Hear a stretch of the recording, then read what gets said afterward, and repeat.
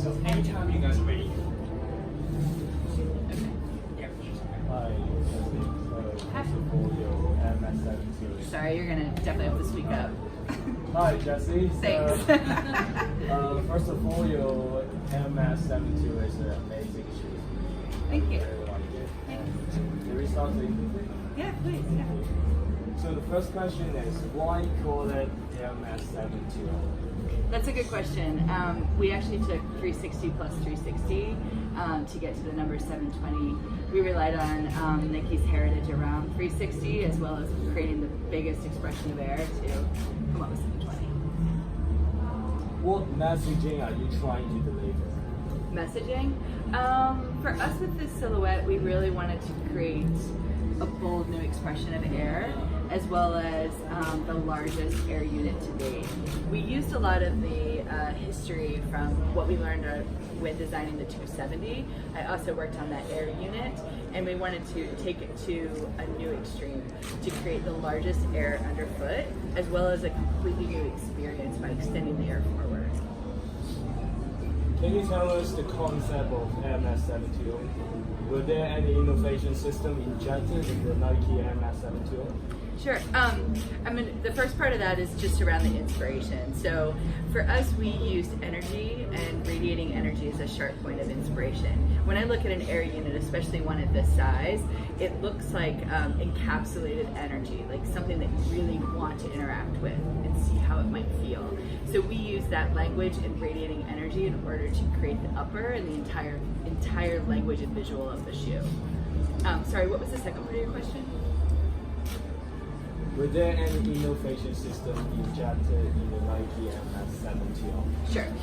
For us, we were designing around all-day comfort, and specifically when we design around all-day comfort, we think about the consumer that is on their feet all day. We do a lot of research around what that gait and what will be the best solution, which led us to create more of a U shape around the heel, because we know when you stand and walk all day that you put a lot of weight into your heel.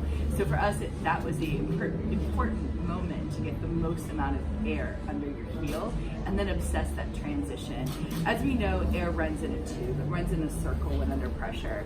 So what's quite unique about the experience when you wear the 720 is once loaded, the circle turns into a little more of an elliptical shape, offering more of a forward momentum and almost a propulsion-like sensation, which I think is quite unique to the silhouette.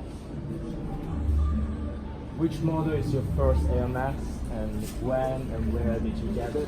Which one is your favorite Air Max? Do you mean first Air Max I designed or first Air Max I ever bought?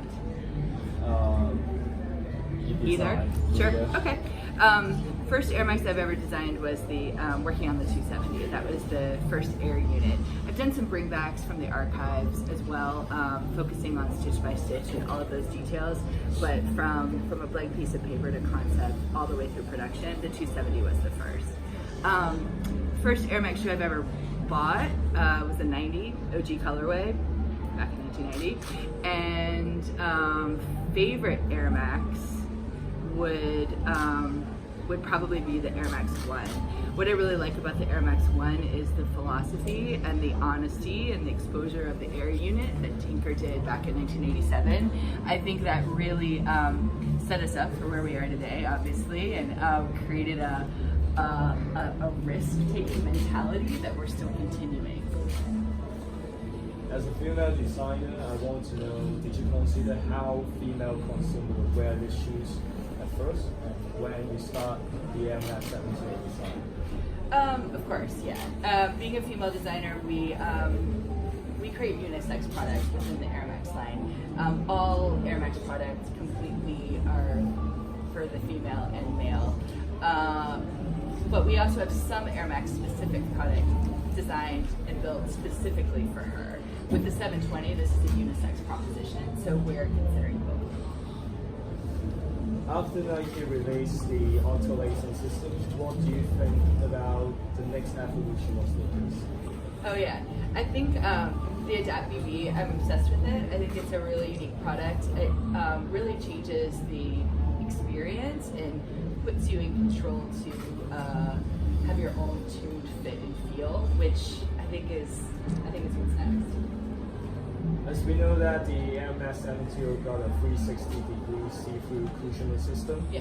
Why do you want to make it like this, or what is the inspiration?